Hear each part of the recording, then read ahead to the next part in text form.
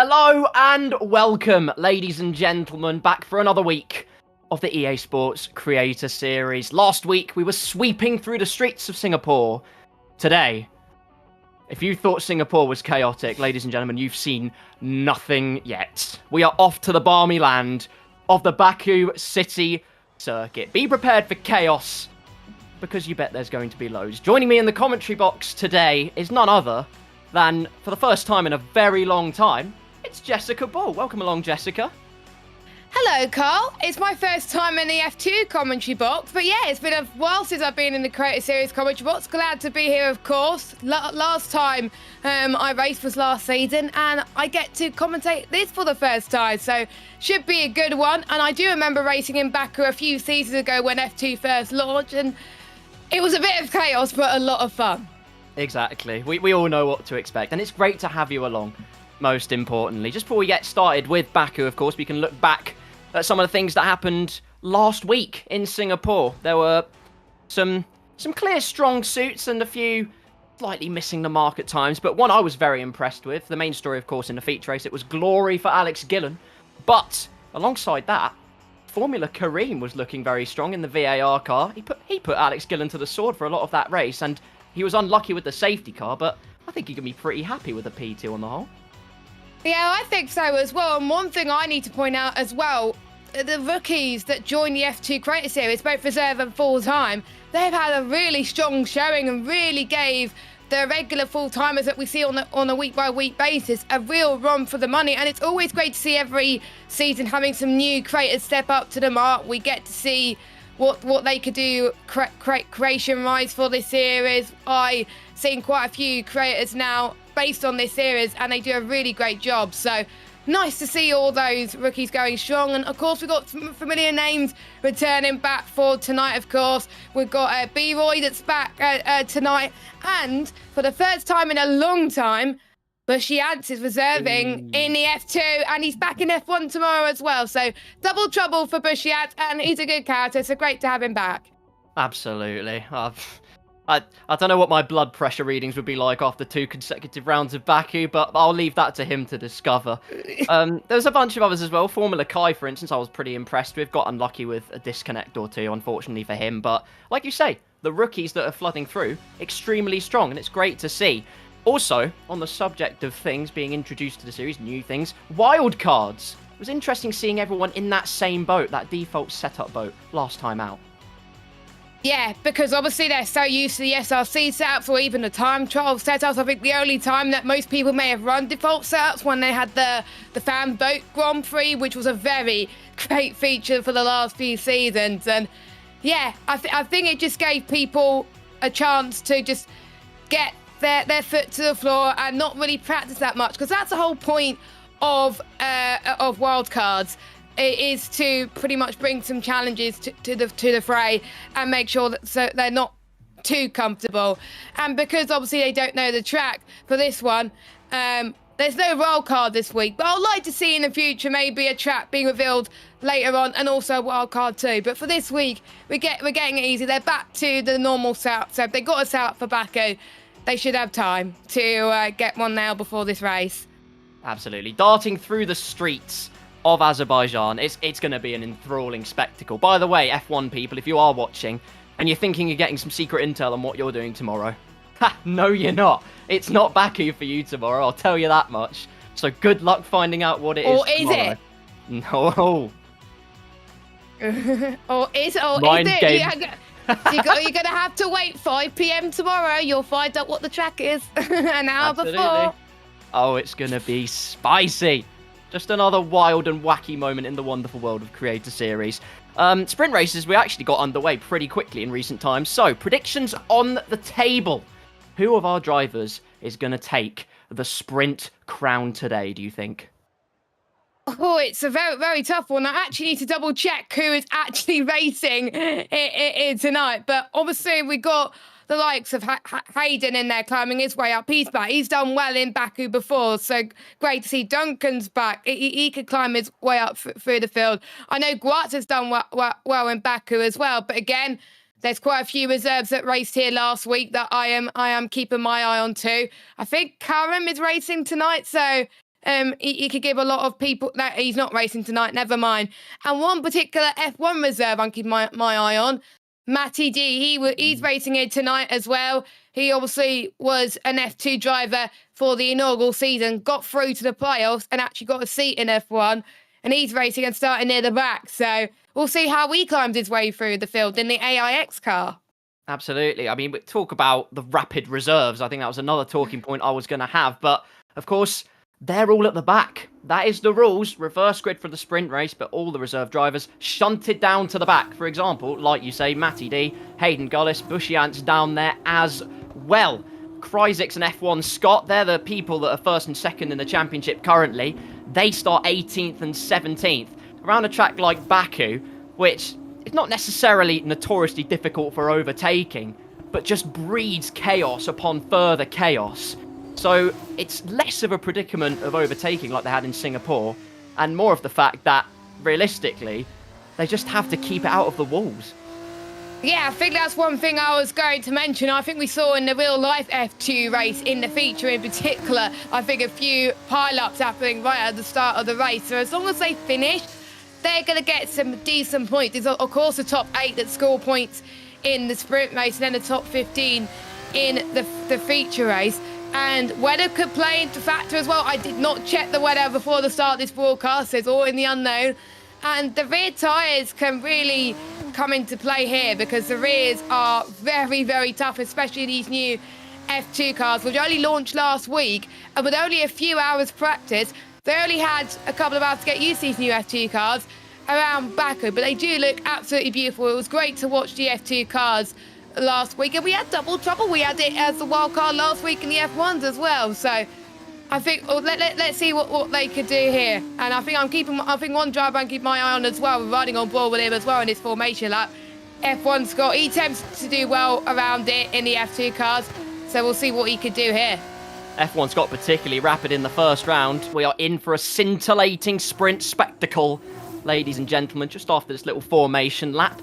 And tyres, we can confirm, we have, as you can see, the medium tyres and also the soft compound tyres, which is the main thing. And actually, snowballing on upon what you said, like you say, traction's going to be extremely limiting. Those 90-degree corners, preserving those rear tyres, it's going to be absolutely paramount for these drivers today.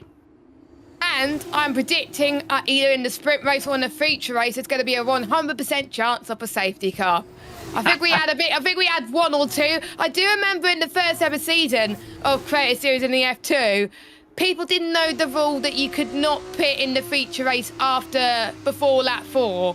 And I think a lot of people got caught out by that. Luckily, they know the rules now. But Baku, I remember, was the first race that we saw safety cars happen. And people just didn't know that the rules applied in the F1 games. But it is. But at least they know now, ready for this race. As all the drivers are about to get on the grid. And Carl, over to you. Thank you, Jessica. That's quite a safe prediction from you, if I'm being honest. But anywho, sprint race. Who will be king of the streets in the sprint race? We are about to find out from the realms of Narnia. 5 red lights for the sprint. Lights out and away we go. They hurtle down towards turn 1 after what looks like a hesitation, but I doubt it actually is. On board with Zach RC. Can they get through the first corner? There's a huge send from Be Good. Trying to get down the inside. Actually, F1 Alex, my apologies. Now caught in a sandwich. Luckily for them, they all managed to somehow get through the first corner safely. Now for the next one, the second corner. Oh, there's a front wing off straight away. Someone's had a huge issue there. Carbon fibre, confetti, splaying up everywhere. We can't tell who it is for the moment, but look at the gaggle of cars towards turn 3. Down the inside, up ahead goes Watson, slams Adam Sanderson into the wall. Goodness gracious me, it's all beginning to happen at the start of this race. Absolute chaos in the Creator Series, and that's what you expect around Baku in these F2 cars as well. I think it was Matty D that had a bit of contact at the beginning too. And I did predict in saying the F2 chat how many front wings we'll see repaired tonight. I think that will potentially be the first one. But Matty D, someone pinned it in turn 7. We see another spin. I think that's from one of our reserves, Ultra Killer. Oh, look at that pile up. It's a Tesco car, but I can't believe what I'm seeing. It's an Even our producer is laughing in the background. It's an M25 traffic jam as we head into the castle section. Unbelievably not a safety car, so on we go. Duncan leads towards the end of the first lap, but here comes Blackmere. Through he goes down the inside. A change for the lead between the VAR cars as we go down the long back straight. I say that, there's 2 more corners to go. Don't hold your breath. Scott's out. But oh goodness me, Scott's out. What on earth? That was obviously a crash, but that is terrible news for F1 Scott. And somehow still not a safety car. Interesting move, stewards, but we carry on nonetheless. In the slipstream, Duncan wants his lead back. He's put that query through to his teammate Blackmere behind F1 Alex, moving his way up into P3. Duncan dips out of that particular manoeuvre, but down the inside goes F1 Alex and up into P3. F1 Alex did not have a good race last time out, but he loves Baku, so I'm expecting him to climb his way up to the top positions very quickly. And we saw Blackmere really coming to his own last season, so I'm keeping my eye on that top 3. But everyone else is pretty much spread out. But look at the amount of people that have gone into the pit lane to change their front wing. And don't forget, in F2, it takes a while for them to change the tyres, so they're only allowed, I think, 1 person in. Oh, it's contact there from B-Roy, and I think it was Karim in the background. So that's not helping there, but we're already seeing gaps starting to form already. Hayden Gullis, by the way, already up into the top 10. Gwatz and B-Roy making contact there. Karim's just an innocent bystander. He's got front row tickets to the full show. Loads of cars without front wings. Look at that end plate missing there for B-Roy. I believe it was Luke Howick, or I think it was Hoodie Pete, actually. My apologies. Who had no front wing at all.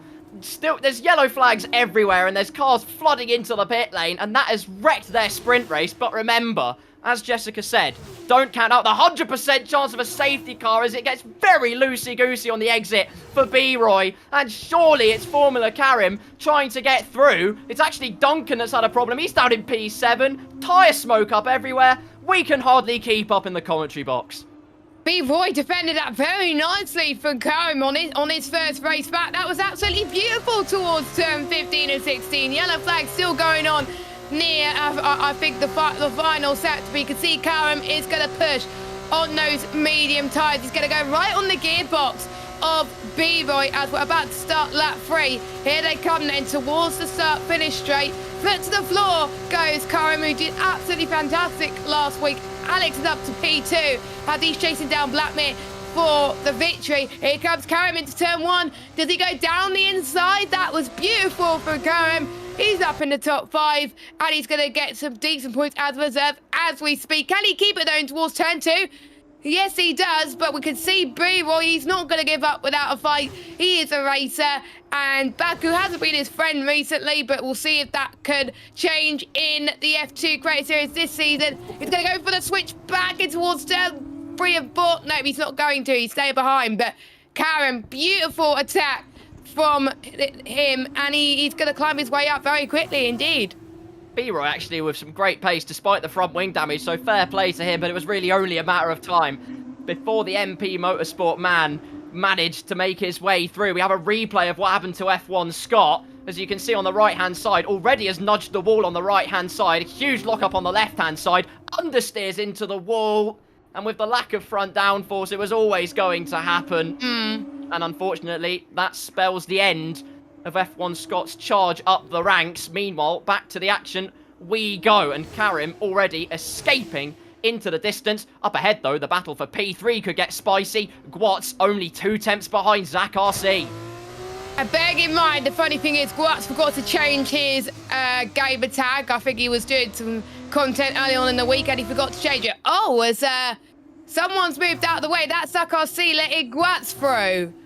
And I was not expecting that until I thought they were going to fight. Or maybe Zach was going to have some DRS chicken and get the DRS on the back straight. And if that's the case, that is very good timing from Zach RC. But will it come back to bite him? Let's find out as we're starting lap 4 of 11. He breezes past Gwatz in towards turn 1. And now he gets P3.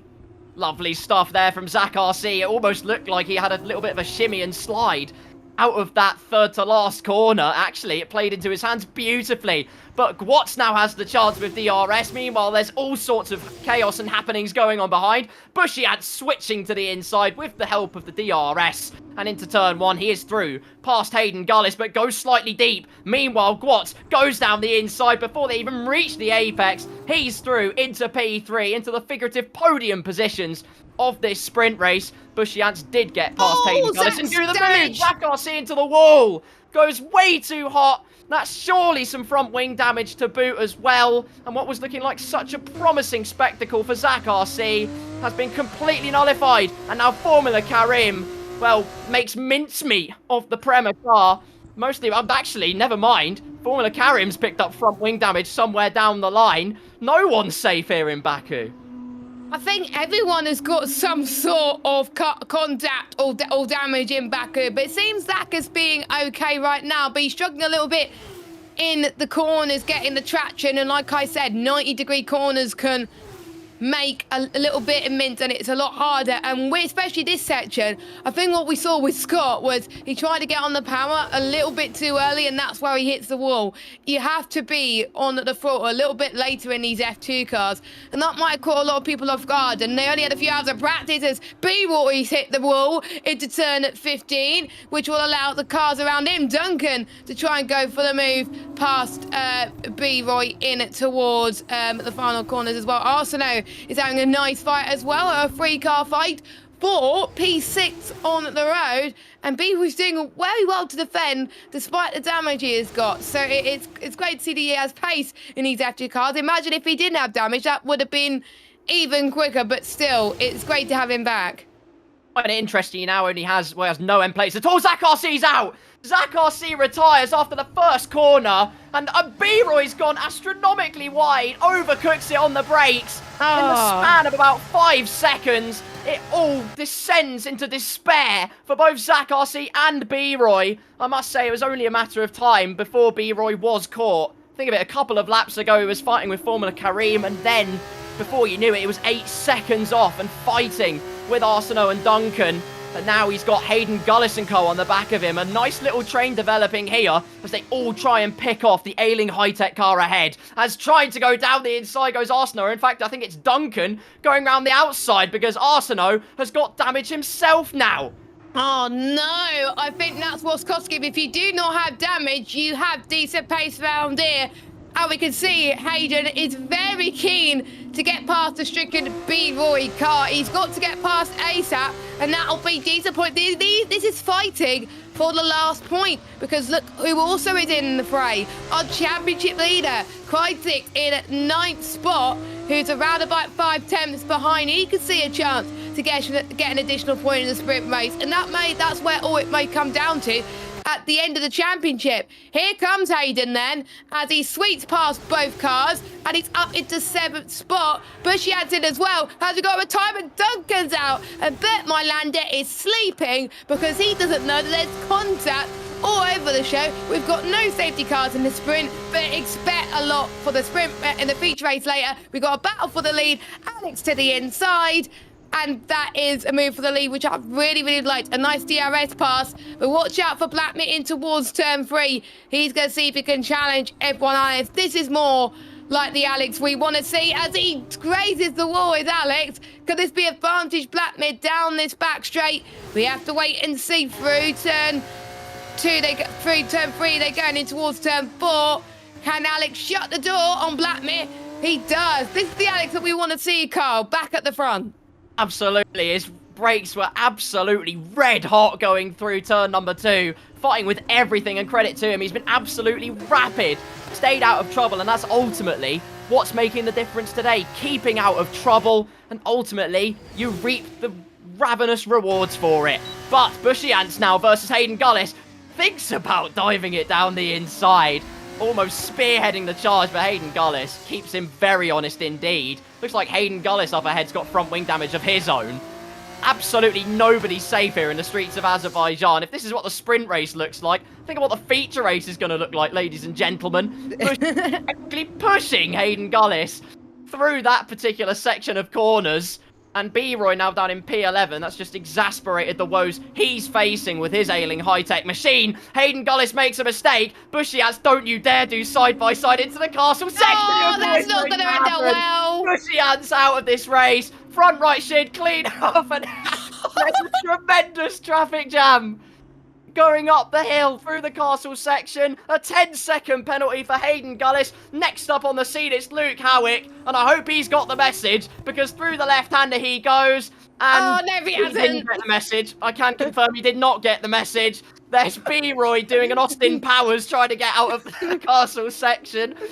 Bushy Ants out of this race, and plenty of despair everywhere else. And how is there no safety car? Bernd Mylander is sleeping. It was not just sleeping. There might be a problem with Bernd Mylander. Someone should probably check on him at this rate. However, let's ignore the tremendous traffic job that was the castle section. Up at the front, Blackmere actually keeping F1, Alex, extremely honest, remaining within that half a second margin. And it's also bringing them away from Gwatz. Did get the fastest lap, not but a couple of laps ago, and is on the charge. But the more they can use the DRS to assist each other, the more that will play into their hands.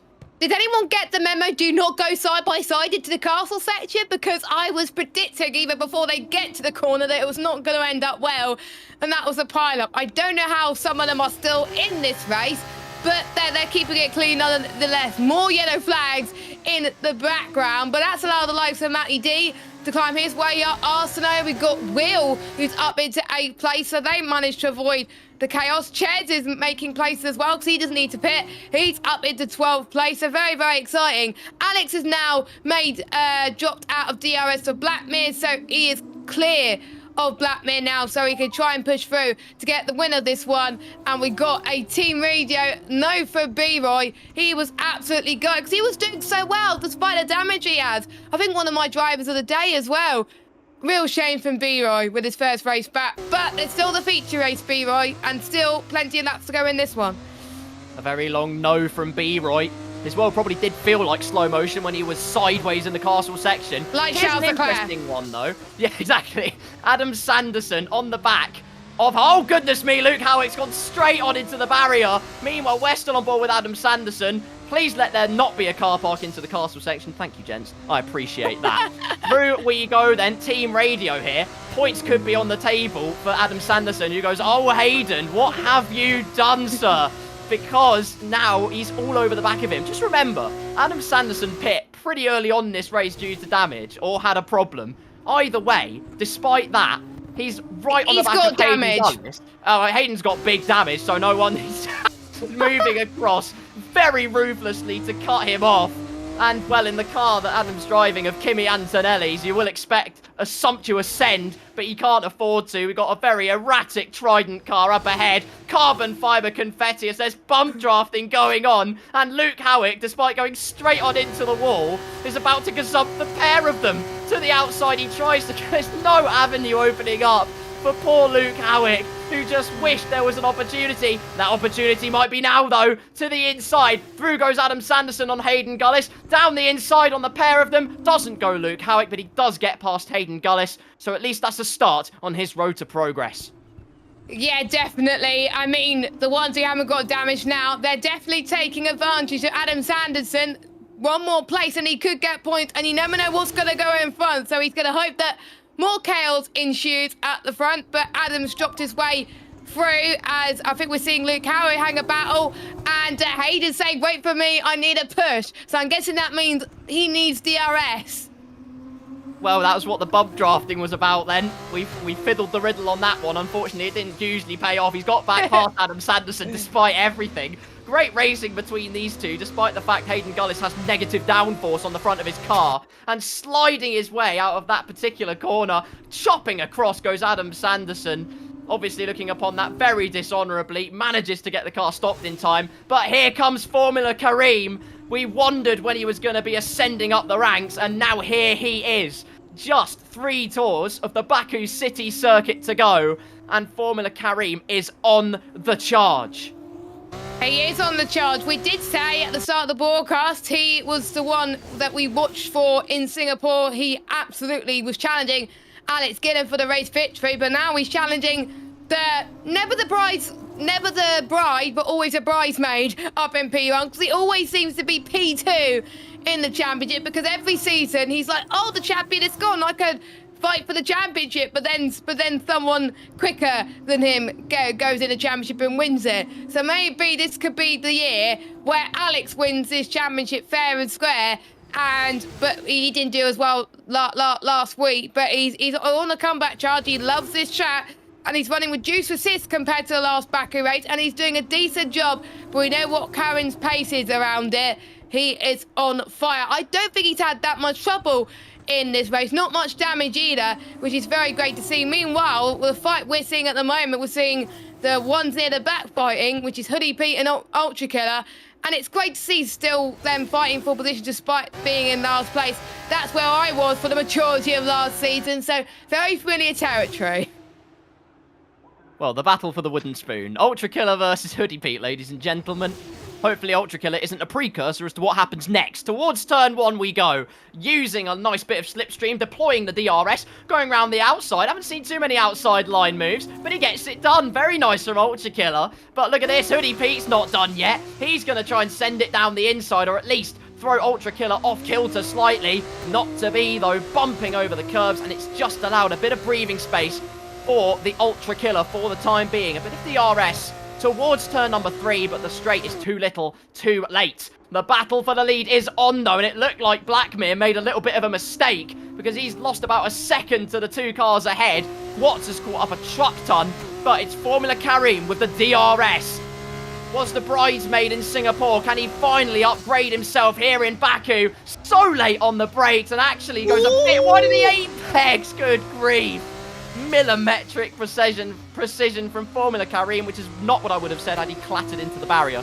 But the point is, he saved it very, very well, and he lives to fight another day with just 1.5 laps to go here in the Baku sprint race. And of course, they don't have to pit in the sprint race, so the tyres right now must be absolutely hurting, especially on the rears. So they got to brake a bit earlier than they normally would, but Karim was like, no, I'm gonna brake like I normally would and still make the corner. I'm not gonna get damage, and that's what he's trying to do. You can see he's closing in quite nicely on Alex. It's gonna be a nail-biting finish, I'm gonna say. I'm sure one driver's gonna be absolutely disappointed that they're gonna miss out on the win here today. They can't afford to make any mistakes because this could help them on their championship hunt. Karim, don't forget, is reserved. He's trying to score as many points as he possibly can, whereas Alex, he's looking to get his championship off to a really nail-biting start already through the final few corners. We're about to start the final lap. I'm very excited to see how that's going to turn out. We'll see what the driver for P2 could do. Can he get past Alex, Carl? We'll have to wait and see. An electric exit, and now with the DRS as well. It's surely academic for Formula Karim. Came second in the Singapore feature race, leads the Baku sprint race, and tries to break the slipstream immediately. But there's still 1 lap to go. Very late on the brakes from Alex, and he's in the wall. Hits the wall, and that is surely the bit of breathing room that Formula Karim needed. It's just cruise control to the end, surely. All he has to do is keep it out of the barriers. Almost thought he went wide through turn 2 for some reason, but keeps that gap at just over a second. Meanwhile, behind, Luke Howick's taking the final points-paying position. Also credit to some behind. Kryzix, Matty D, Arsenal. I haven't talked about them much, but they're other drivers as well that have managed to stay out of trouble, mostly. And that has enabled them to stay in those points-paying positions. Hoodie Pete, the battle between him and Ultra Killer, carries on. Look how far behind the scraps they are, but goodness me, are they providing some good racing, as have the 2 at the front for so long. Alex will be gutted. Formula Karim will be absolutely elated, though. Towards the back straight, we're looking at Be Good. Jessica, you think he can go for a cheeky little lunge towards the last lap for him?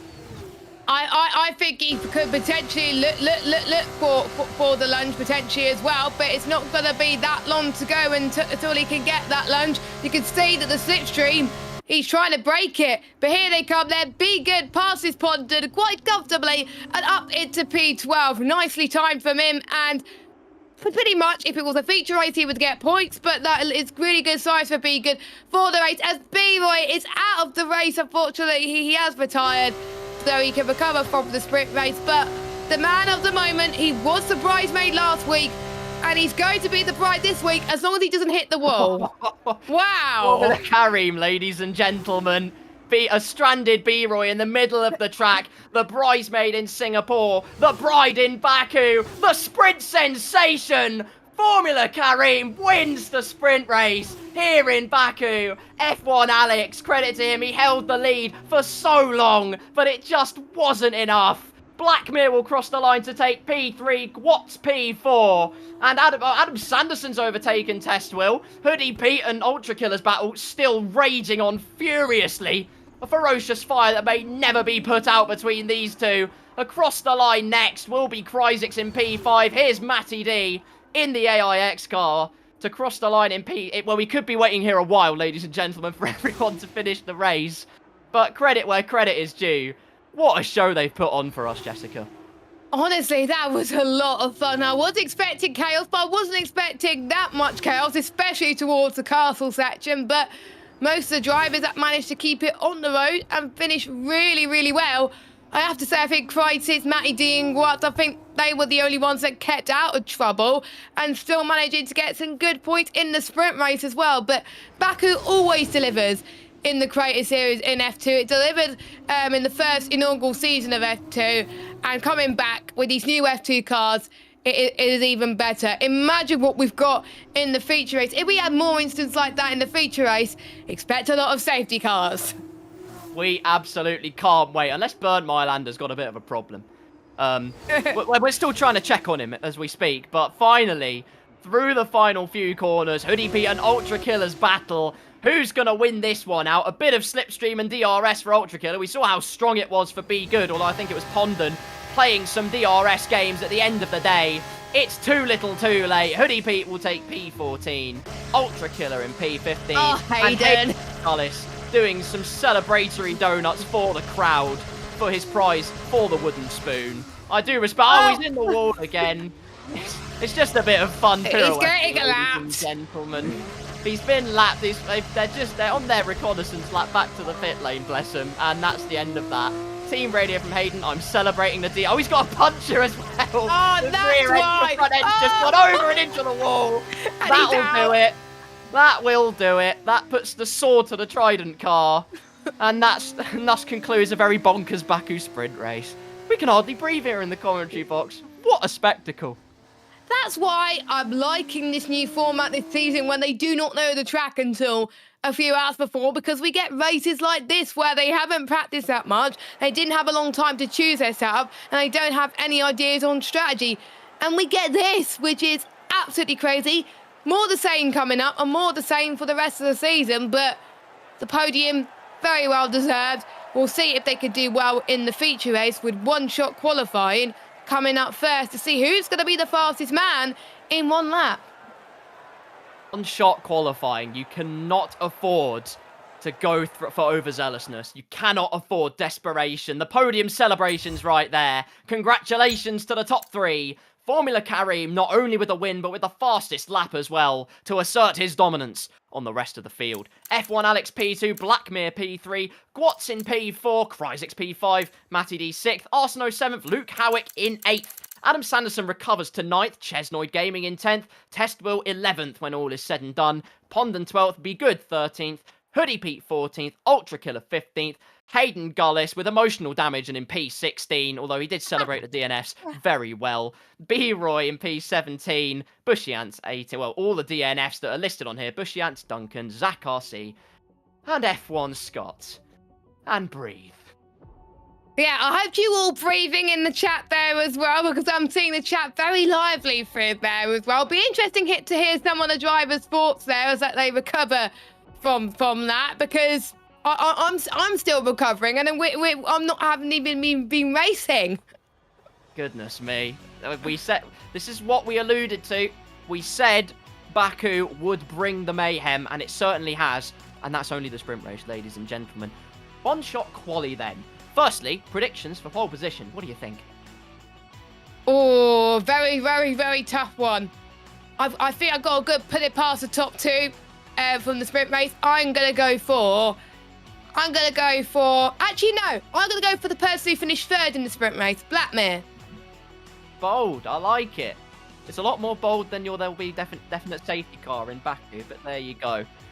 I'm going to say, I mean, Formula Karim just looked extremely strong. I'm not going to lie. Had the fastest lap that was, I think, near enough a second quicker than anyone else. He's been rapid. He's been absolutely rapid. Singapore, he showed his strength. Baku just backs that up. So I'm going to say Formula Karim, but anything can happen here in Formula 2 Creator Series, and it usually does. Yes, it does. And we got one of our commentators, Kieran McGinley, in the chat asking a question as well, which we're going to answer. How many safety cars are we about to see in the feature? That's a good prediction game. As long as Bernd Mailander isn't Wakes in up. a deep sleep, for lack of a better term, I'm going to say 2 safety cars. I'm going to say 3. 3 safety cars. Okay, lovely jubbly. According to my sources, Hayden Gullis is going to have a little interview with us after that sprint race spectacle. Hayden, welcome in. That was a pretty bonkers Baku sprint race, I'd say, and that's probably underselling it a little bit. It was a lot of fun. It did look a lot I of don't know fun. how much you saw. We saw quite a lot, I'll be honest with you. Just talk us through your race, really. What kind of highlights were there, and what was it like having this track as a mystery track today? So first of all, I had freezing cold tyre temps because I was eating chips on the formation lap and accidentally crashed into Luke. So I was driving one-handed. So I think that's Luke's fault because he should have known. And then I just took it easy for the first lap. There was a lot of pile-ups. I managed to find my way through with only getting a slight amount of lime green damage. And then me and Bushy decided to go side by side through the castle section. He put me into the left-hand wall, and that kind of backfired because I kind of, you know how it kind of like the wall absorbs you and then pushes that.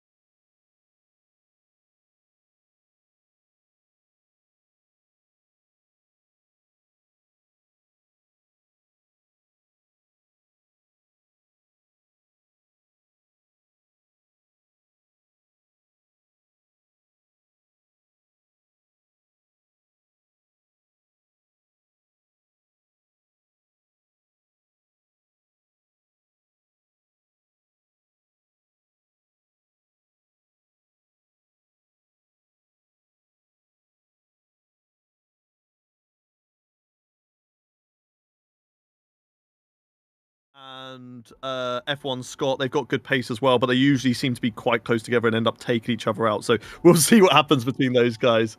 But yeah, for myself, I just hope to maybe pick up just a couple of points, get involved in the mix, and just have a fun race, really.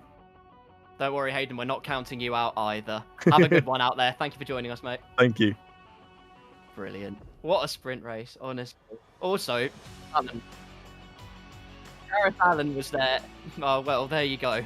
Apparently there was no... In essence, to sum it up, Hayden said that there was some good bump drafting up until Adam Sanderson didn't comply. The inertia of the inside wall into the castle section put him into bushy ants and put him out of the race, which I can't fault the logic Out there. of contention. Oh, yeah, that's one way of putting it. And then he did some nice donuts at the end, and he says that Formula Karim's going to blitz it in his predictions, but don't count out a lot of the other drivers as well. And we said we're not counting out Hayden Gullis either. Well, there you go. There's our summary. Also, if you did see the screen, Gareth Allen was in heaven. I do apologise. I think he's back. So, actual feature race coming up very, very soon. After one-shot quali, of course. I mean, we say all the time, having a good quali is just for the psychological aspect of things. It's a good way to go out, but especially here in Baku, where the walls are so condensed together, there's almost no other track that, apart from Monaco almost, but no other track that tops that list, wouldn't you say?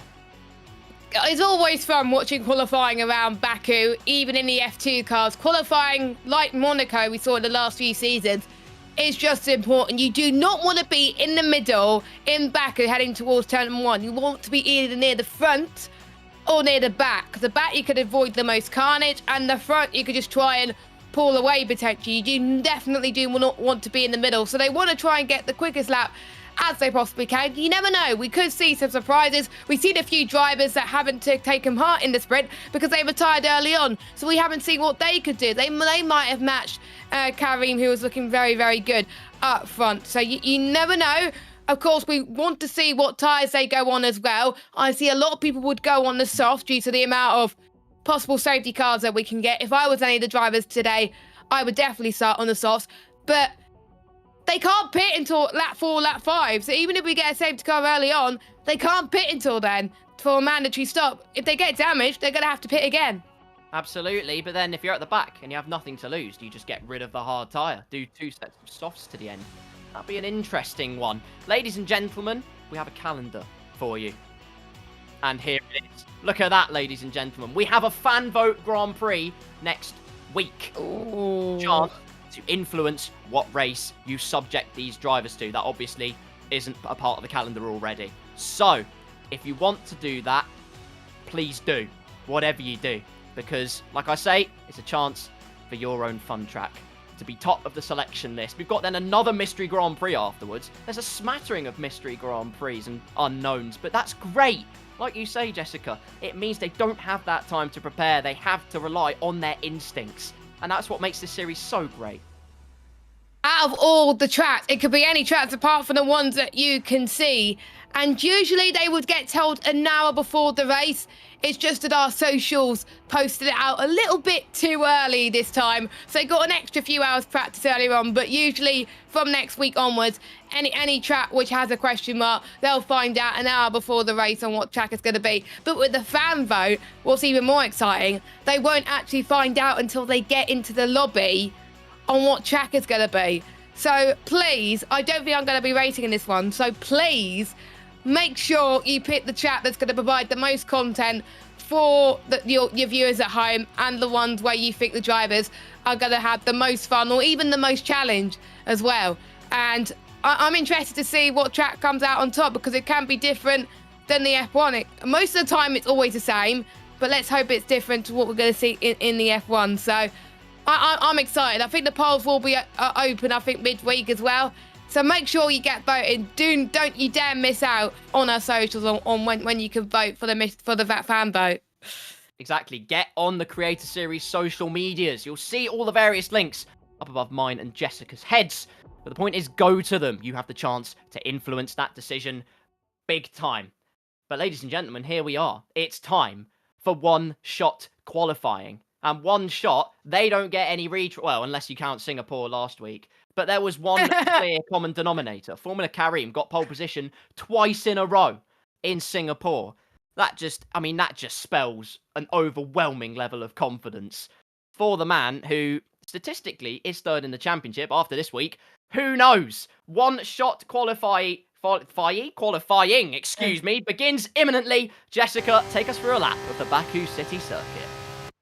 Of course, then, we're heading in towards turn number 1, a 90-degree right-hander requires heavy braking from Duncan in the VAR car. They managed to keep it clean in the sprint race, and one of them's going to be the same in the sprint race. Turn 2, the walls could be ever so uninviting, so we'll see what they could do there. Duncan looking very concentrated on the back of his car currently. The RS zone really early on the brakes towards turn 3 and 4. The walls could be so punishing if you get that wrong.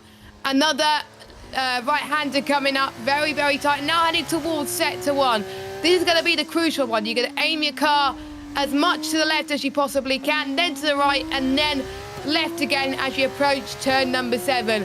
And if you miss a braking point there, that's what's going to end your qualifying lap. As he cuts, oh no! Duncan has invalidated his run, so that is his qualifying over.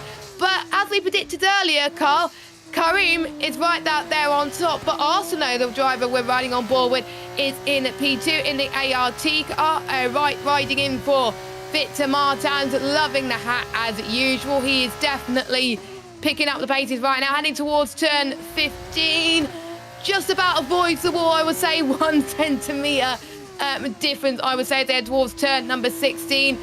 Curves could be very deadly. I could not tell if it was an invalidation or not. It's not, because you could see him still in P2. He's dropped down into P5 now with Alex going down strong as they're all making their way towards the long start-finish straight. One of the longest straights in Formula One if you don't count Mexico, as our race winner from the sprint race is going to get some crucial points for pole in the feature race. Here we go then, a 1:15.073, swapping 7 tenths quicker than the rest of the field.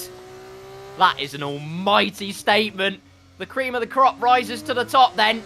Formula Karim takes his 3rd pole position of the season. Absolutely unbelievable from him. And like Jessica says, 7 tenths just clear, just over in fact, of his next closest competitor, F1 Alex in P2. Krysix rounds out the top 3. Adam Sanderson ends off in P4. F1 Scott looking to make amends after that sprint race. He's in P5. Gwatz ends in P6. Look how close the gaps are between 4th and 6th. Goodness me, I didn't even realise until now. Arsenault ends up P7. Luke Howick 8th. Testable 9th. Bushy-Ants rounds out the top 10. We then got Blackmere, Be Good, Chesnoid Gaming, B-Roy, Pondant, Ultra Killer, Hoodie Pete, Zach RC, Matty D, Hayden Gullis got disqualified for track limits, and as did Duncan, who starts plumb last. And breathe once again. There we go. One shot quali is done and dusted. And, well, Hayden's initial prediction coming to fruition. Formula Karim's absolutely blitzed it. Yeah, and naughty Hayden, he's invalidated. How could he? But to be honest, he's been in that position before. He started in the back last time out when we were back a couple of seasons ago, and he won the race. So it is possible for Mr. Hayden Gullis, and it's all about having fun in the Creator Series because they do not have time to practice. So some drivers in the past may not have been happy with being in the back, but drivers seem to be more happier just by having a lot of battles. If you don't have battles, you're not going to have fun. But if you are having battles, you don't care about the result at the end of the day. And that's always cream of the crop there. And to be honest, I absolutely love that pun you just made about Karim. I wish more people could use it now, but that's your pun now. Thank you. I'm going to keep it. Karim the Dream on pole position then, ladies and gentlemen. Today, in the MP Motorsport car, it was one orange machine last week in the form of the VAR. He's kept it orange, but he's in the MP Motorsport car. But the result is exactly the same. Well, that was qualifying. Generally, that's a good start. But predictions off the table because it's the race. And as we saw in the sprint race, doesn't really matter where you start. Pick the names out of a hat and that'll decide your order. Team radio from Adam Sanderson. What are we doing? Genuinely, what are we doing? We're about to go racing is what we're doing. Yeah, we're about to go racing, yeah. I think what he said, he does not know about the strategy. He doesn't know how he's going to do it in P4. But let's have a look at the strategy then. We've got half the field, most of the field on softs, and we've got 1, 2, 3, 4, 5, 6, 7, 8 drivers on the mediums. And that is Karim, Krysix, Gwatz, Arsenault, Bushy Ants, Be Good, Hoodie Pete, and Hayden Gullis. And most people did what I thought was going to be the ideal strategy. Go on the super softs, get out of the way, pray for an early safety car out after lap 4, and then you can go on to a set of mediums until the end of the race. No job done. Bob's your uncle, and there we go. So I'm not surprised to see most drivers on a set of the super softs. But it's redemption time for some drivers that didn't do as well in the sprint race to see if they could climb their way up in the feature race. And more points on offer. 15 drivers could get points today, plus an additional point for the fastest lap. I can't wait. Hopefully, we're going to see some actual great action like we saw in the sprint, because the sprint was absolutely fantastic. And Kieran saying in the chat, Adam, this is ping pong. Oh, yes, I agree with Kieran there. I think ping pong's putting it lightly, my friend, to be honest with you. We're in for an absolute slobber knocker here in Azerbaijan. And, I mean, the good thing about being on the super softs, like you say, despite the fact they do drop off a cliff very quickly, which is not ideal, but the main thing is you've got to make them count. You've got to use the extra pace of them. Those super softs, 2 compounds softer than the mediums that, for instance, Formula Karim's running, Cryzix is running. They have to use that to their advantage, get up the road as much as they can, and then just exercise using that pace. It's going to be a tale. It's going to be a tale of two sides, really. Pace versus tyre management. So we shall see what happens. Formula Karim's actually been disqualified, I think, from the formation lap. Either that, or he's got to the grid very, very early. Not entirely ideal. His tyres are going to cool down quite a lot. Yes, I think there's quite a few drivers that have got their grid slots very early as well. And what I find with the F2 cars in general and the game in general, the tyres take a long time to warm up, and you can see people spinning because of it. And I think he just lost a bit of grip as well. Let's hope it doesn't happen in the main race, be good. But at least his tyres are going to be warm for the start. Let's see if we can have a clean turn one coming up now as well. We're just waiting for the last few drivers to make their way onto the grid, and we got more disqualifications. Over to you, Carl. Thank you very much. An interesting interpretive tyre warming strategy there from Good. Haven't seen that one in a while. I say that. We saw some interpretive tyre warming in Singapore. Who's this sauntering up to the grid then? What time is it? Come on, lad, we got a race to do. He's using It's F2 time. Last second to get those tyres as warm as he possibly can. But now, ladies and gentlemen, turn up the noise. It's a symphony of V6 sound. Lights out and away we go. Astronomically quickly they went out. And it's a good start for Formula Karim initially. But look at those super softs getting to work. F1 Alex down the inside. Adam Sanderson down the inside. The triple threat of Adam Sanderson, F1 Alex, and F1 Scott. Good grief, that's a tongue twister. Don't try and say that fast. Now it's Formula Karim versus Adam Sanderson. They all get through, unbelievably, the first two corners safely. And it's a drag race between the Premier car and the MP Motorsport car. Surely diving it down the inside with more confidence and rubber to burn. It's Adam Sanderson trying to make his way up into P2. Formula Karim kept him honest for as long as possible, but he has to settle for P3. Side by side, Tespil and Luke Howick. Already plenty of action as we head towards the end of Sector 1 and towards the dreaded castle section. That is, I think, where we're going to see quite a bit of contact. But F1 Scott has passed Karim. Karim has had an awful start on those mediums, but he'll come back to him later on in the stint, so watch out for him as he manages his tyres. With everyone else in the softs is going to be pushing right now, as we do have something going on in the castle section as predicted. Luke Howick is out of the race. We do have a virtual safety car. I do not see a yellow dot, so it is just a VSC for now. But biggest gainers so far, Adam Sanderson, F1 Scott up 2 places, Blackmere up 3, Will up 2 as well. Be Good, B-Roy, Ultra Killer, Pondon, Hoodie Peak, Matty D, and Duncan and Hayden all gained positions. And we had a few people missing out as well. And we got a yellow dot. You know what that means, Carl? Safety car. Full safety car then. Don't believe what the FIA tells you at the top left. Let me tell you. But the safety car is out already. And if you are at the back of the race now, do you dare play the strategy game? Get off the tyres, get something new on, try something a little bit different, spice up your life, but realistically... It's not mandatory. Well, it's not mandatory for one. You do get a little bit more tyre life, but at the end, you're just shooting yourself more in the foot. So better to stay out, trail off with the pack. F1 Alex leading this race. Actually, good news for the super soft runners, because at the end of the day, they're able to just preserve their tyres a little bit more, able to extend the life of them a little bit. And that could maybe come back to them as this race carries on. Yeah, because we know from experience, when I raced in Baku many seasons ago in the F2 cars, the super softs don't last long. So any safety car is definitely going to help them. And it's a mental reset for them now. It was a very clean start all the way up to the castle section for a lot of these drivers. And it's a shame how Luke's race absolutely ended. But for the majority of them, they learned from what happened in the sprint race and then just keeping it relatively consistent in terms of their lap times. They do not want to push too much until they get to the end, because it's a very long feature race coming up compared to the sprint, and they got pit stops to make, so they can't afford to burn out their softs too quickly. I wonder if it's bad news for the medium runners, because they're probably hoping for a safety car towards the end of the race. But you never know. Like we've seen in the F2 Baku race a few seasons ago, it could happen. So watch out for what's to come later on in this race, because I think we're going to be in for a bumpy one. Only half a lap of racing completed in Baku, and it was already a safety car, ladies and gentlemen. That's 1 in my prediction tank. I'm suddenly not sitting very confident on my 2 prediction, but we'll see how we go. I put 3. Exactly. You're sitting more comfortable than I am currently, given statistics. But the first victim claimed at the castle section, Luke Howick, devastating for him, especially after a good recovery during the sprint race on the whole. So not the way he would have wanted his day to end out. Good start from the super soft runners.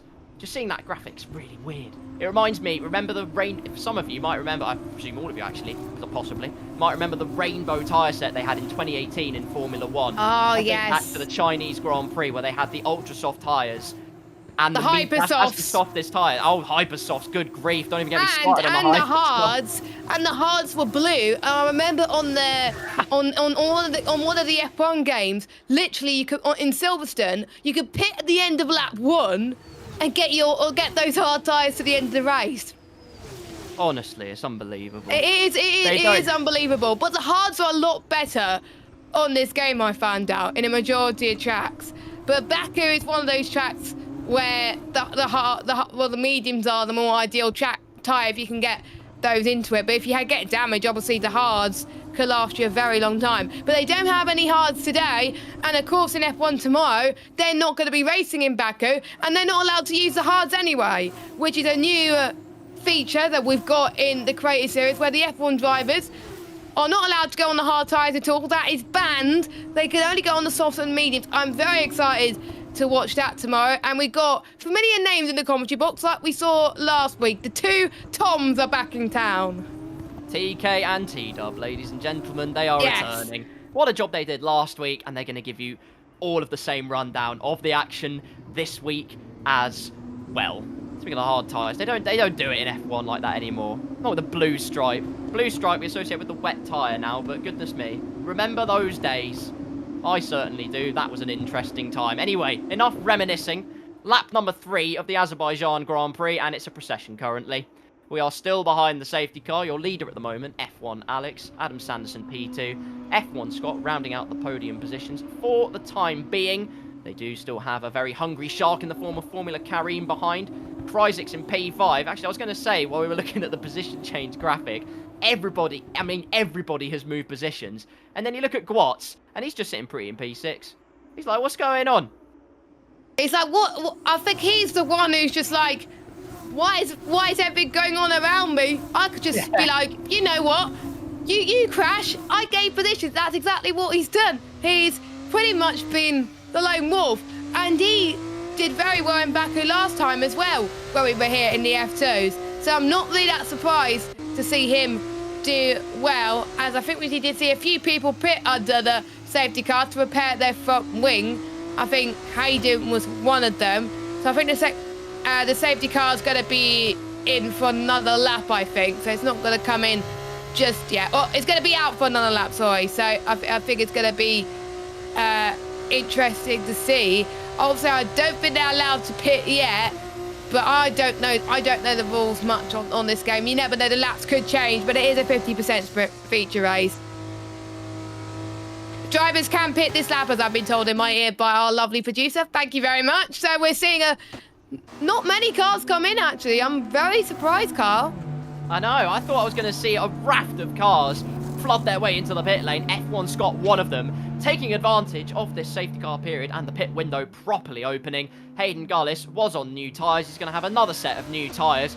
He better hope his team have enough rubber to get him through the rest of the feature race. One more lap of the safety car then. I imagine, well, we're hoping it peels back in once all is said and done so we can get back to racing conditions here at the Baku City Circuit in this feature race. But the longer they're behind this safety car, the more work they have to do to warm up the tyres. But also, like you say, it's that mental game, the psychological warfare that's happening in their minds right now. They've got another lap of having to psych themselves up for that restart. And, well, it's a job of keeping out of the barriers, but how do you know you've got the temperature in your brakes and tyres when you get to that first turn? I think they've only had a week or two in these F2 cars, so again, they still don't know what is the best effective method to warm those F2 cars up. And Alex has got a mental job doing this as well. And he's even been asked on the radio with his strategy, have we been shafted here? I was wondering why some people on the softs have not come in. But to be fair, there's only 5 drivers that came in. So I don't think he's been shafted that much. If everyone else came in apart from him, then yes, I think he would have been shafted. But for now, he's in a decent position. If there's another safety car maybe in the next few laps, he could still be in a much decent position in everybody else and pitting for the fresher rubber. Safety cars in this lap. Alex is the virtual Burt Mylander now. He's going to control the pace, and we'll see when he goes and starts this race once again. Well, I certainly still hope for Alex's sake as well. He still has a drive shaft, more to the point, but we are almost back underway. Almost a third of the way through this race for racing conditions once again. And Hayden Gullis, Testwell and co will mosey their way back up to the back of this pack. And F1 Scott and co have pitted. They'll feel like they're in the ascendancy, obviously got that pit stops advantage, but there is a big blanket of cars between them and the front positions. 15 cars between F1 Scott and the top positions. F1 Alex gets underway early, and we are back racing here in Formula 2. Got to wait and bide their time just as they cross the line to make the overtakes, and it looks like Formula Karim could be the first on the move. Feints to the inside, so does a Trident of Guats behind. Big dives going on for some Campos cars, but no moves look like they're being made for the time being. It's actually Testwell on Hayden Gullis right at the back of the field. It's as you were then, through turn number 2, maybe a bit more slipstream to have. And sliding his way out of turn number 2, Formula Karim, but manages to keep it all together, which is good news for him. Slipstream is strong, but not sumptuous enough, as Guats again looks out from behind the slipstream. It's trying to distract your opponent offline as well, put pressure on them, but the more you do that, the more you compromise your own line. You're an F1 Scott. All of the work he did under the safety car to pit onto fresh rubber has now been completely neutered down to the back of the field, and now he has it all to do all over again. Well, thank you, Scott. You helped get rid of the safety car notification on the top, because I was just about to say there's no safety car. It's just a thing that pops up now and again. But yeah, Scott's got rid of it now. Thank you, Scott. But everyone else is keeping it relatively stable, hopefully, through the castle section. And Alec leads the field away from Adam Sanderson as Karim breezes past Adam Sanderson like he wasn't even there. Beautiful stuff. I don't think Adam was going to fight that. He knows potentially he's going to pit soon, whereas Karim does not for the time being. So Karim is up to second. I think the mediums are starting to be the best tire. You can see Kreitz is catching up to Adam Sanderson like crazy right now. Yes, he is. I think Adam's going to be in a spot of trouble right now. If I was him, I would pit now, because otherwise you're going to get swamped in some traffic. Here he goes then, yellow flags in the background. Zach RC is round, but let's draw our attention to this front 3 battle as they make their way through the start-finish straight. Will any one of those soft runners think about pitting? No one's thinking about pitting yet. Scott's saying the radio, he had no damage from that spin. First question, yeah, emotional damage he's got, but first of all, how did he not get damage from that? That's crazy. But the second thing, yeah, he's got emotional damage. As Alex has gone into the pits, he's done his first stop, but he's going to be way behind the rest of the field that pitted on the safety car. F1 Alex out of the pit lane then, despite the spin that F1 Scott had. Didn't lose that much time, has no damage, and takes, at the moment at least, well, he takes the position from F1 Alex. The provisional leader of this race is actually Blackmere in the VAR car. Jessica's tout for pole position. Looks like he could be in the ascendancy as this race goes on, but there are plenty of hungry sharks smelling blood in the water ahead. At the moment, it's a crisis for Adam Sanderson because Kryzix is behind him. Yellow flags up ahead. There's been an issue for B-Roy at turn number 3. Not out of this race, but it's going from bad to worse. There's a huge kerfuffle going on at the right-hander. Hoodie Pete almost spun halfway around and then gets shot back around again to pay his compliments. As down the inside goes, well, it was Testwell, but he's spun, and there's all complete chaos that's happening now. Don't get in the way of the green machine, please, Pondon. Oh no, he's hit to Zach RC. Somehow a wheel not steered off. His car's made of tungsten. That's unbelievable. A 10-second penalty for Pondon. Someone's hit him in the back. F1 Alex, after all the work he's done and after the pit stop, now has front wing damage. As if he couldn't be any more shafted.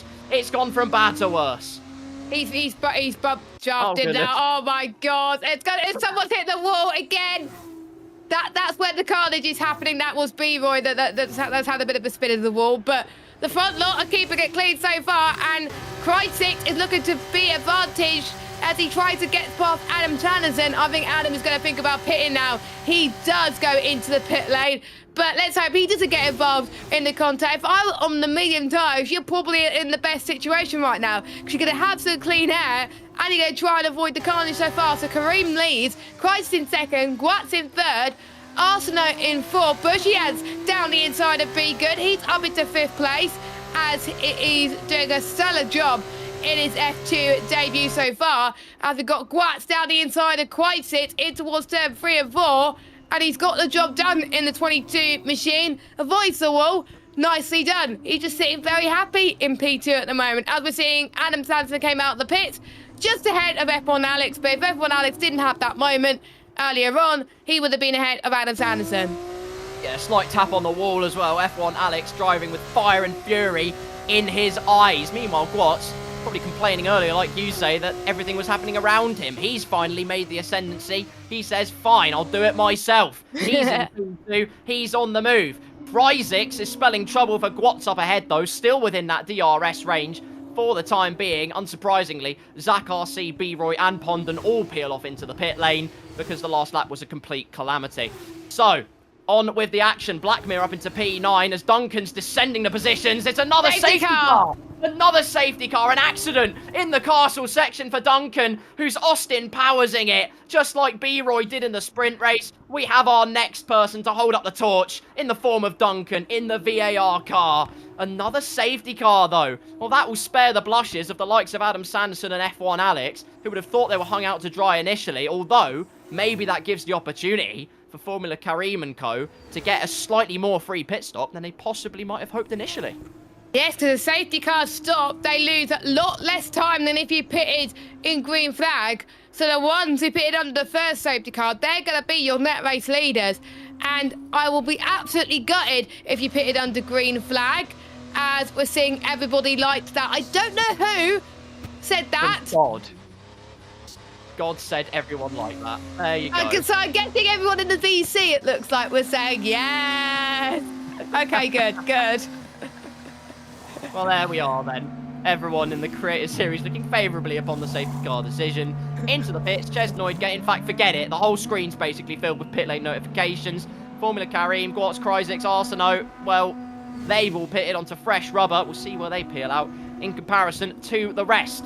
So, Matty D is the one that takes the lead of this race with 7 laps to go, but there are many super soft drivers on the move.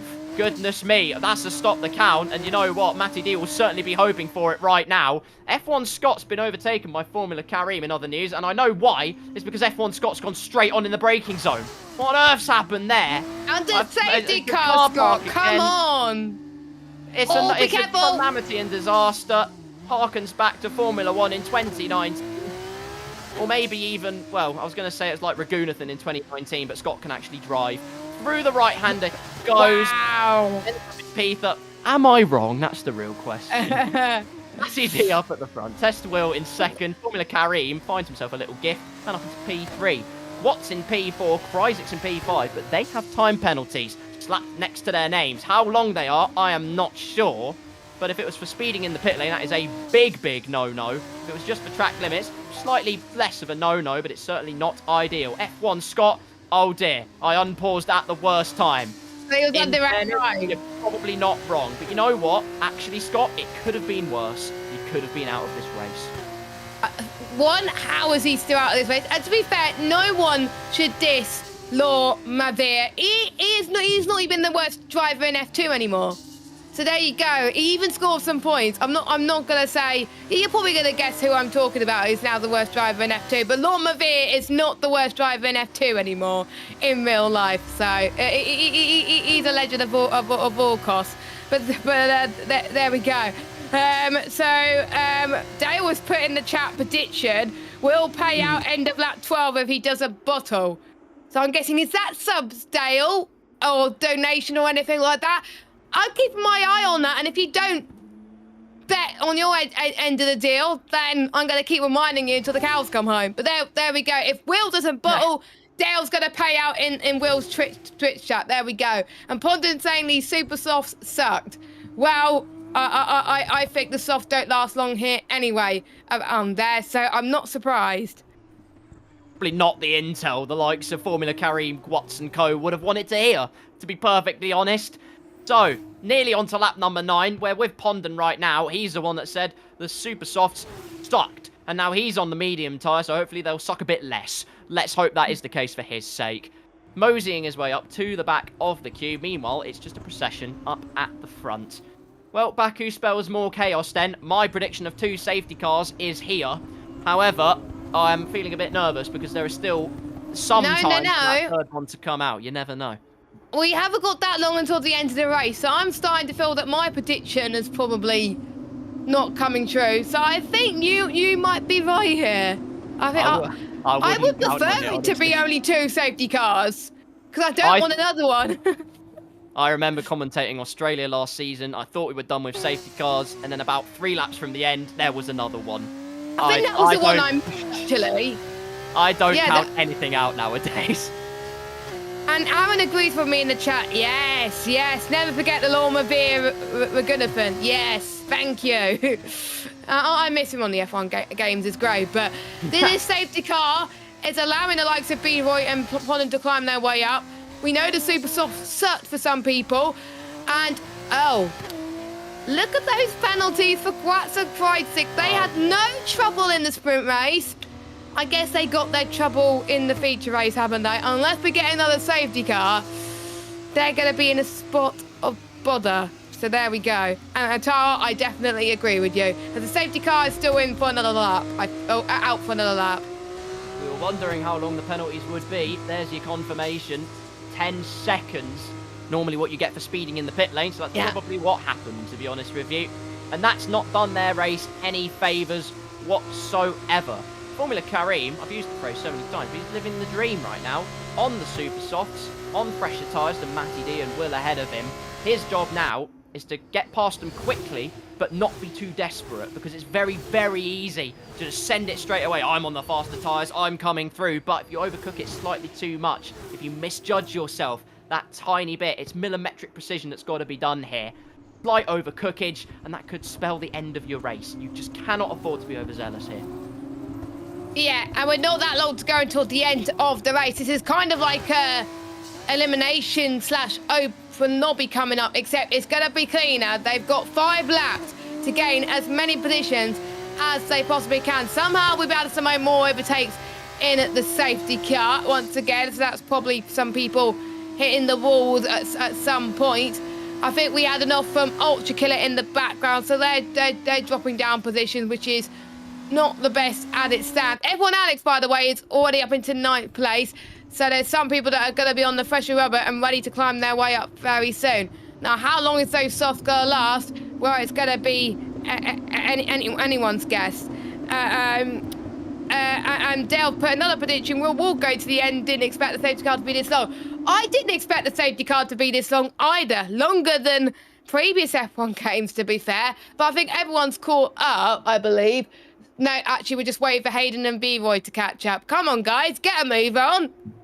Mylander asleep for the whole sprint race and now wants his screen time. He's staying out for a ludicrous amount of time here, as we are pretty much only 5 tours away, 5.5 tours away from the end of this race. We've got Formula Kareem on those super softs. Don't count out Adam Sanderson and those on the mediums behind, though. I was going to say, before the safety car came out, it was interesting to see how quickly, despite being behind the safety car, despite managing to extend the tyre life of those super softs, just how quickly Kareem, yes, he's rapid, but also using that extra tyre life and the harder compound, he managed to just drive away from Adam Sanderson behind, a gap of 2 seconds at a pretty quick rate of knots. Now he is on the receiving end of that potential pain, because the safety car is coming in, and it's up to Matty D to control the pace of the field and assess when the right time is to put the foot to the floor, and we can get racing once again in the feature race.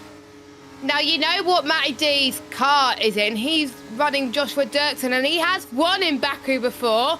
So he's looking to replicate what we saw Joshua Dirksen do, I believe, in the sprint race, but we got the feature race to contend with. So when is Matty going to rock and roll here in Baku with just only a handful of laps to go? He's been on those tyres for 6 laps. Everyone else has been on those tyres for 2. Kareem's been on those soft tyres, and we're going racing here in Baku once again with much more overcast conditions. Kareem to the left-hand side in towards turn number 1. Just about keep side by side with the drivers in front of it, and Kareem is up into 2nd place, and there was a bit of contact towards the wall there, but they just managed to keep it together. Kareem's now going to challenge Matty D for the race lead, and I don't think there's going to be any contest, but I know Matty D is going to defend for his life. B-Boy and Duncan has had a bit of an off once again in towards turn 3 and 4 they go then. No harm done for our front lot at the moment, but Guats has got to make loads positions because he's got that 10-second penalty, and someone has just had a bit of a moment. Here comes Kareem. He's going to go for a massive 10 in towards turns 5 and 6, and they just about avoid the wall, but Matty D is just not giving up, is he? Matty D did so well to leave space on the outside. Incredible opportunism from Kareem. Just not enough at the moment. Contact into the wall from Matty D, and the front wing end plate goes off of Formula Kareem's car, side by side into the castle section. Watson Kryzik, well done, sirs. That's unbelievable from you two, managing to get through. That's how you do it, fellas. Kareem has a second bite of the cherry, though, and it's much sweeter than the first. Through into the lead of the feature race goes Formula Kareem. He's going to try and do the double here in Baku, and he's put himself in the pound seat to do just that. Into the wall behind, though. Be good. Cuts across the track. Not in control of his car and collected. I think that might have been Chesnoid he collected in, well, I was going to say sympathy, but Chesnoid won't feel that way whatsoever. Towards the end of lap number 11, Formula Kareem with a sizable margin out in front, and there's all kinds of moves happening behind. Kareem is pulling away. He doesn't want to let anything stop him right now. As we can see, Will and Matty D also fighting for position as Will is up into 2nd place. But look at Guaz. He's going to try and make mince out of anything. And this content is a huge pile-up in turn number 1. Oh, my God. And there is our 3rd safety car. I win. I'm in despair. I don't believe it. I thought that was it. But there's absolute pandemonium. It's chaos upon chaos combined with an extra sprinkling of more chaos. Matty's bottled it. The safety car is out. Matty's bottled it. Bill and Matty, well, Gwatz with the almighty send down the inside. Probably not a very good spot to hit at the moment, but Daniel Ricciardo-esque from 2017 almost. Daring to try and overtake a smattering of cars in one go into turn 1. Unfortunately, it just was not enough. Matty D and poor Test Will shouldered to the outside. Contact was inevitable. Look at the penalties. Was that 8 penalties total? 20 seconds worth of penalties for Gwatz. And the help next to his name is rather appropriate now because he's going to end up closer to Singapore than he is the Baku City Circuit. When all or is even said the fan vote Grand Prix. Oh, goodness me. Well, lap number 12 of this race. You'd be hard-pressed to find a car that actually has a whole front wing on it at the moment. Formula Kareem is in dreamland at the moment, in P1. The 4 cars behind him all have 10 seconds worth of penalties. Adam Sanderson included in that on those mediums, which we thought might have the ascendancy towards it. Why is there more carbon fibre going up, lads? Oh, God, not again. What are we doing? Well, half the field have got no front wing cars, so they're struggling to get... We are going to get a replay of the turn 1 moment, so you can see the onboard action going on in towards turn number 1, and you can see that's where the contact happened, and we're ghosting off. That's when the safety car was deployed. I think all the action happened behind him. That's what the main action happened behind him as well. And there was illegal overtakes happening left, right and centre. It was just absolutely chaos. And by the way, we had a prediction in the Creator Series chat. Will Matty D bottle it? 100% of you voted yes. And everyone betted quite a lot of points.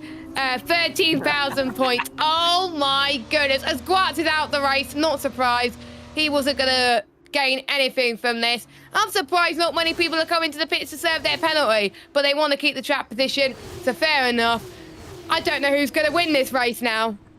Safety car should be in at the end of this lap, and in fairness to Gwatz, if I had 43 seconds worth of penalties, I'd probably call it a day as well. So, rather unfortunate. But Ultra here we Killer are, could win. ladies and gentlemen. Ultra Killer, unbelievably, when all is said and done, could win this race, ladies. I'm not even kidding. He could his get a second podium race. in his second race. I'm speechless as a commentator. It's a nightmare. This could be interesting. Be Good in with a shout as well, albeit with front wing problems on the left-hand side.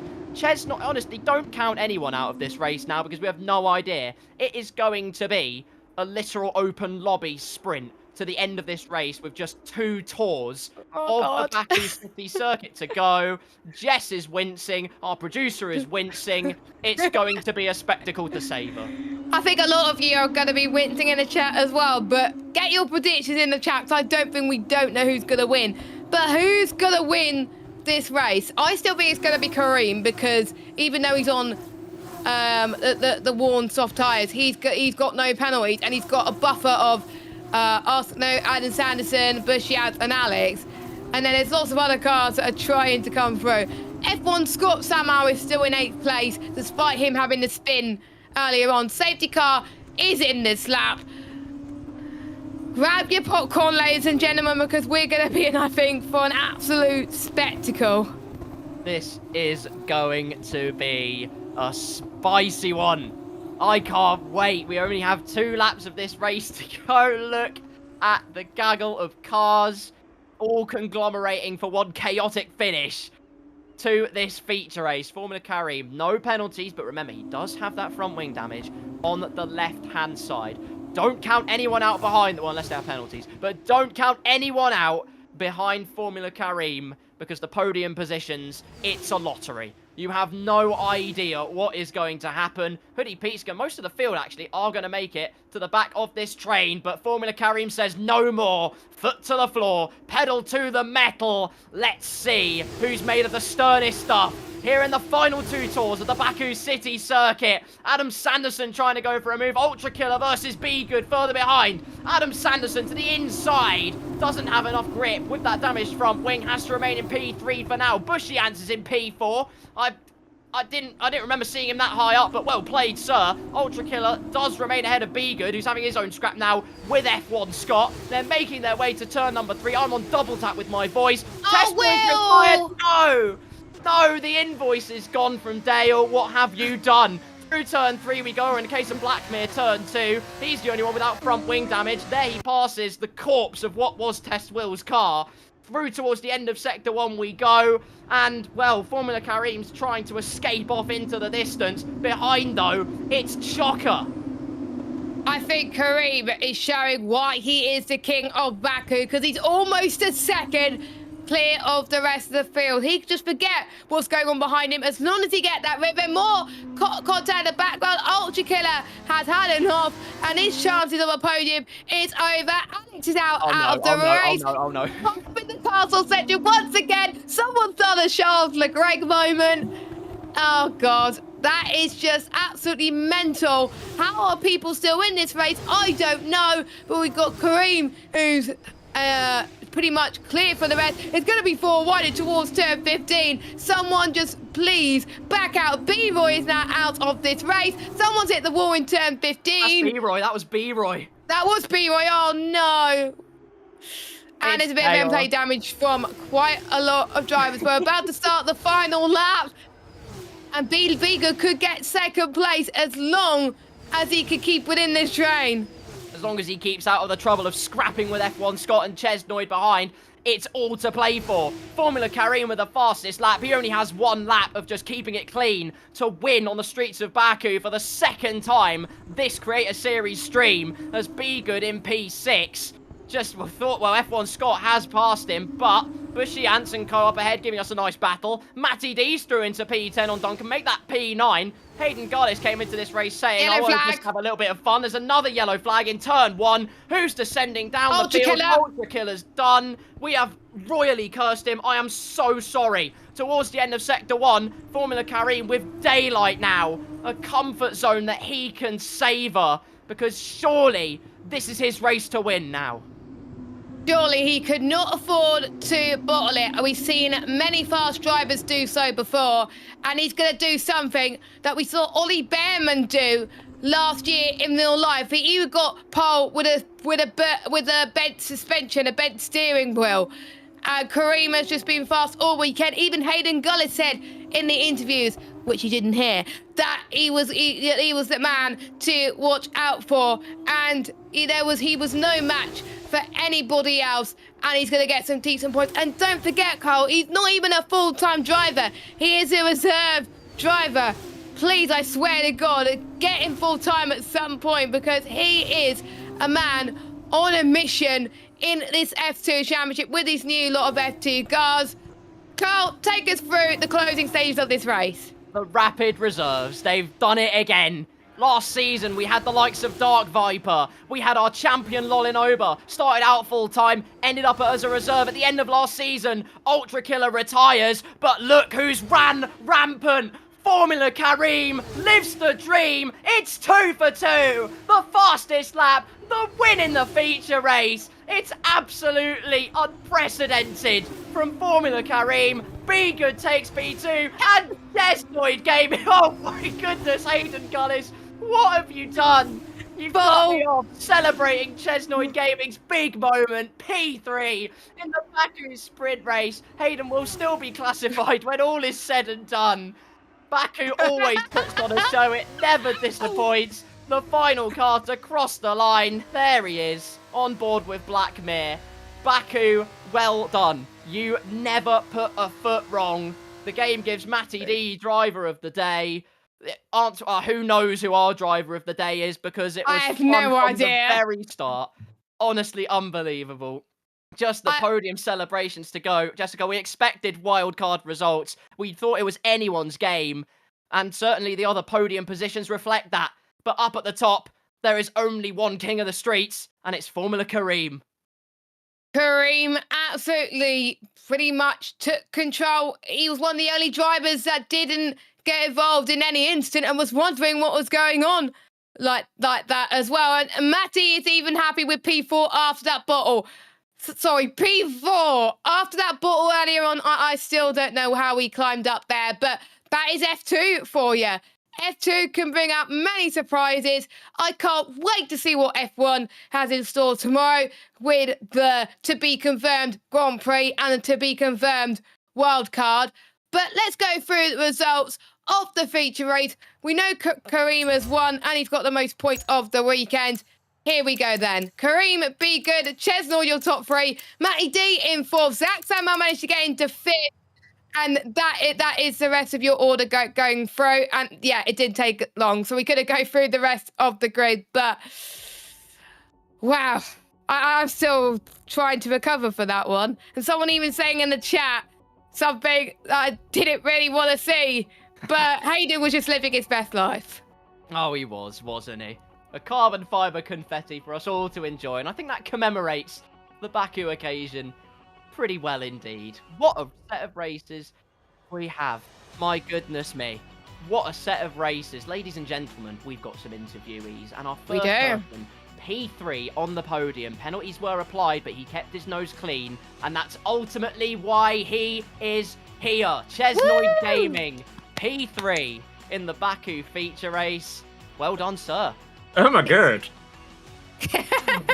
Unbelievable, Jeff. Thank you for whoever invented 10-second penalties for people going bumpity into the pit lane, because I owe you a £5 note.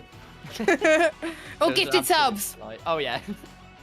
I will take gifted subs. Yeah, no, that'll do. No, it's a delight to watch. Talk us through that race then. Obviously, there was an unpredictability in terms of the safety cars, but just talk about how you managed that race despite all of the hiccups that happened in between.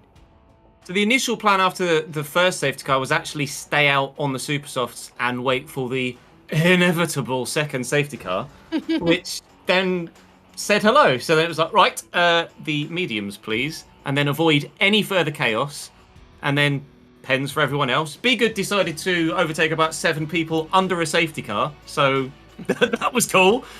But we'll take the podium nonetheless. Absolutely flying. Delighted with that. Yeah, I mean, going into this one, obviously the sprint race was a bit of chaos. What because I believe it's your first podium in the Creator Series. I think it was about time, because you've been in the series for quite a while. It's been a while in the making. Is it around Baku of all places? And how are you enjoying the mystery track so far? Mystery track's good fun, actually. I do like the cheeky accidental, here's the track 3 hours early thanks to Instagram. That really helped when it came to putting the practice in. But it's first podium in a bona fide race. I got a win in the playoffs a couple of seasons ago, but first podium in any full Creator Series race, and in F2 of all places as well. Loved it. No, an absolutely fantastic job from you, honestly. I think talk us through the week as a whole as well. What was like the difference between your mindset going from the sprint race into that feature race that we just saw? Give yourself a couple of second buffer to the castle section so that when it happens, you can avoid it. And thankfully managed to avoid. Somehow, Luke, people were playing volleyball with Luke through the castle section in the feature race. He was trying to get into the castle over the top of the brick wall, I think. But somehow managed to avoid everything, and you get decent results by just trying to stay as clean as possible, evidently. Absolutely. No, you kept it clean, and that's what made the difference. At the end of the day, Chesnoid, congratulations on your first fully fledged podium. Thank you very much indeed, guys. Appreciate it. You're very welcome. Well done, you. Well, there you go. A great job from Chesnoid Gaming, ladies and gentlemen. Your P3 runner for this race. But let's head now to a dub. I think, well, what can only be described as domination defined. Formula Karim, congratulations. That's 2 wins in 2 this weekend. You came so close to it last week. How sweet is it to do it this week? Thank you, man. It feels so good. Obviously, you know, Creator Series isn't about pace. And I will say right now, next few weekends, I will be doing some extra challenges, like starting at the back and stuff, because, you know, I want to have fun as well. As much as that was a fun race, it would be more fun to have battles. But yeah, it feels amazing, bro, especially after the way I lost it last week. To completely win everything it's a dream. Oh, so you're setting your own challenges there. I like it. I remember Meraki doing it a couple of seasons ago when he won the championship, I think the season before that. So yeah, good to see as well. So obviously you found out about the track Baku a few hours before, probably more than intended. What was going through your mind when you found out it was Baku? Well, I knew there'd be a lot of chaos, and there was, evidently. I'm sure I've got a lot of replays to go through and watch, but I'm not gonna lie, in the I hadn't done Baku in the F2 cars, but I really enjoyed it in the F1 cars, so I was feeling confident. No, absolutely. No, honestly, an incredible job from you. Kept it clean, had the pure pace, and that's what mattered, and I like the innovation. We always like that here in the Creator Series. Final thing from me, I think, what was it like? What was the reset like between each? Obviously, 3 safety cars through. Obviously, this week, different fortunes helped you out, which is great. But how was like the mental reset in between them? It was pretty good, to be honest. I wouldn't say that I needed the mental reset, but it definitely helped. Because, in my opinion, most of the safety cars, they weren't hindering my race, like, or my strategy, because I started on the mediums. I sort of knew there was going to be a lot of safety cars, so I started on the mediums because, you know, there's the rule, the mandatory pit stop, can't pit, and I knew there'd be a safety car in that period, and it would ruin the super soft runner. So, yeah, it was good to get a reset, definitely. No, a dominant display from you the entire week. I think Jessica can echo my sentiments completely. Yeah. Brilliant pace all the way through, and a deserving winner here in Baku. Congratulations, Formula Karim. Thank you, guys, and I'm sure the commentary was great. I'm going to watch it back later, so... It was a lot of fun. No idea what you're in for. You had no idea what most of the action happened behind you. I saw some stuff, but thank you, guys. No, you're welcome. Well done, mate. What a legend. Formula Karim, ladies and gentlemen. Even now, limiting himself. Unbelievable. But that was the mark of the pure pace he has, really. It was going to be coming, surely, after that Singapore Grand Prix, but, I mean, what a job he did this week. To get it at this point in the second round, second time of asking. What a dub. What a dub. And there's one final thing we got to do before we end the stream, Carl. We got to pick our driver of the day. Yes, we do. that it's weird, you know, because you want to pick it on pure pace, which obviously would be Formula Karim, but who gave us fun as well? Like, who was the fun maker out of all of this grid today? You can hardly pick someone. It was just complete chaos. Everybody joking. Jessica, who would you pick as your driver of the day? I honestly, I really do not know. They've all been just so good. Kareem with the moves, Matty D with the bottles, but still managing to get to P4. I'm so tempted to pick Matty D, but I just don't know. I just don't know at this point. You know what? I'm gonna give it to Matty D. Nice. Like a bit of Matty D. Good job, Matty D. Jessica's driver of the day, right there. And I don't know who I'm gonna pick either. Honestly, answers on a postcard. We gotta pick one. Answers on a postcard. It's. You know, it's weird, it's difficult to choose between, you know, the Chesnoid feel-good story and Matty's rise through the ranks towards the end. You know what, let's give it to Matty. Let's give it to Matty. Yes. Driver of the day today. What was your driver of the day, though? Put it in the chat. We would love to know, as always. But there you go, ladies and gentlemen. That is your F2 Creator Series in Baku. In a word, bonkers. I think one of the word, absolute carnage. I have to say, it's been a pleasure joining the F2 commentary box for the first time, and it won't be the last. I really enjoyed myself. I'm sure the two Toms will be for an absolute treat tomorrow, and you'll find out tomorrow evening what the chat's gonna be and what they're gonna have to do on top of that with their wildcard. I can't wait. It's been a pleasure joining you in the comms box, Carl. I'm gonna have a well-deserved rest after that. How about you? I am as well, and I echo everything you say. It's been an absolute pleasure to do this race, to enjoy it. There's been raiders, thank you, people. My goodness. No, Raiders we're gonna coming raid. through, are they? They are. Oh, we are gonna raid people. Sorry, my bad. We're gonna raid Dale. I've got nothing. Well, my ears are just going. Clearly, it's lucky I still have a voice then. Also, a big thank you before we go on to where you can find both of us. In the background, keeping things buttery smooth all the way through. It's our wonderful Gareth Allen. He's been pulling the strings. He's done an absolutely wonderful job all the way through. So what an absolute legend. Thank you, Mistakes, Gareth there Allen. was none of those. No such thing as mistakes. What mistakes? They're all intentional, obviously. Jessica, where can we find you? Well, it is quite easy, really. I'm everywhere on TikTok, Instagram, X, YouTube. You can find me at JessGave95. You can also find me there on Twitch as well. And what about you? What about me? Well, good question. Ladies and gentlemen, you can find me somewhere in the Milky Way. And then if you want to go a bit further and a bit more in depth than that, I'm on many social medias as well. You'll find me, Carl Poranic. Like, there's pretty much no one else that has my name, so it's not difficult to find me. I also have a YouTube channel called Carl's Cars. And that is where I am. That's where you can find me. But that will do it.